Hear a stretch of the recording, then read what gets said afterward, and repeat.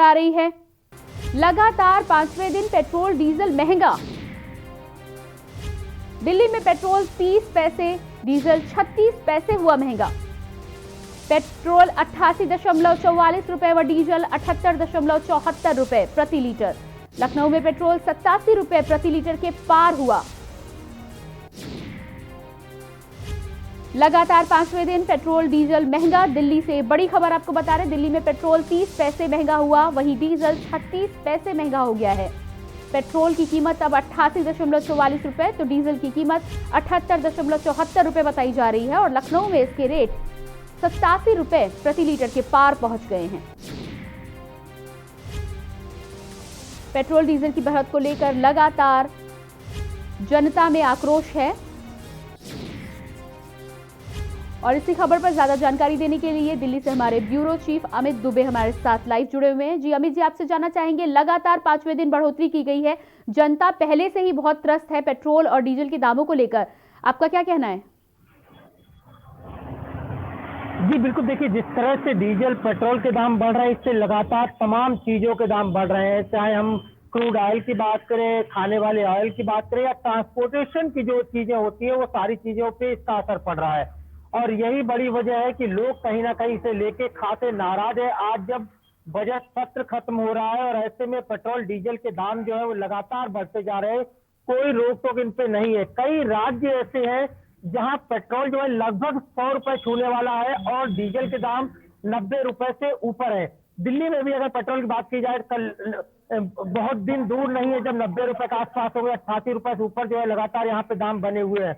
और ऐसे में खास तौर पे कृषि क्षेत्र भी प्रभावित हो रहा है, क्योंकि डीजल खास तौर पे किसान जो है वो यूज करते हैं, चाहे वो ट्रैक्टर के जरिए यूज करे, डीजल इंजन के जरिए यूज करे, तमाम अन्य चीजों में किसान भी डीजल को यूज करते हैं। और यही वजह है कि कृषि क्षेत्र में किसानों के लिए खेती भी करना महंगा हो रहा है। तमाम सारी चीजें जो है इसे लेके अब उठने लगी है, कई सारे विवाद इसे लेके उठने लगे हैं कि आखिरकार अगर पिछले एक साल के अंदर की बात की जाए तो डीजल के दाम लगभग 15 रुपए बढ़े हैं, जबकि पेट्रोल के दाम लगभग 20 रुपए बढ़े हैं। यानी एक साल के अंदर 15 से 20 रुपए डीजल पेट्रोल के दाम बढ़ना एक बड़ी बात है। और ऐसे में किस तरह से तमाम टैक्सें लगाए गए होंगे, किस तरह चीजें हुई होंगी।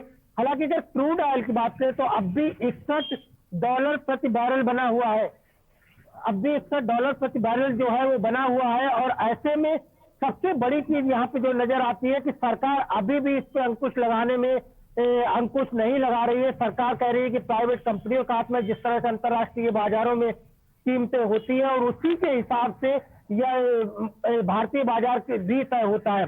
हर सुबह 6 बजे पेट्रोल और डीजल के दाम जो है वो तय होते हैं, नए रेट दिए जाते हैं, हर 24 घंटे में नई डिलीवरी होती है।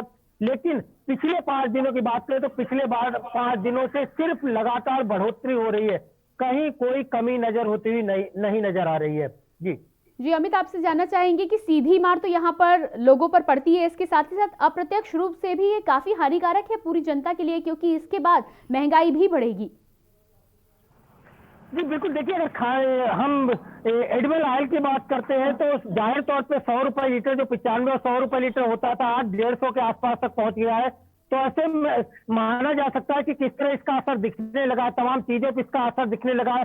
और खासतौर पे ट्रांसपोर्टेशन जिसकी मैं बात कर रहा हूँ, तमाम वे लोग जो रोज ड्यूटी जाते हैं और ऐसे में कोरोना काल के दौरान अगर देश की राजधानी बात करें तो यहाँ ट्रांसपोर्टेशन की सुविधा वैसे ही लोगों के लिए एक यहाँ पे चुनौती बनी हुई है। ऐसे में समझा जा सकता है कि लोग किस तरह रोजमर्रा की जिंदगी में सामना कर रहे हैं।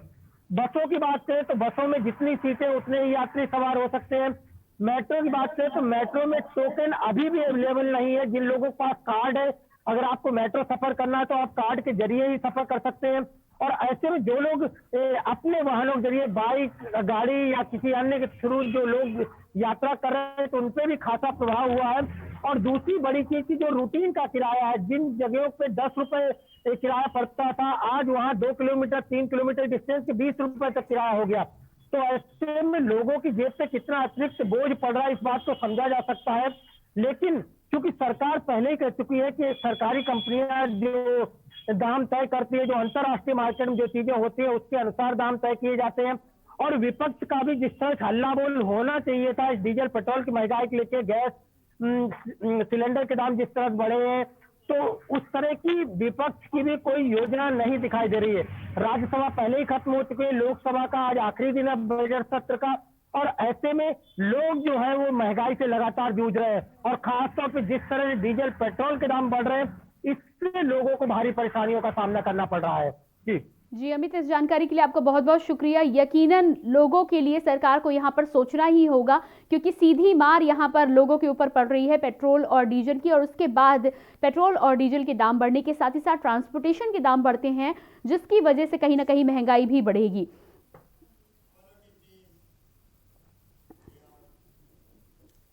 और बुलेटिन में आगे बात करेंगे अलीगढ़ से।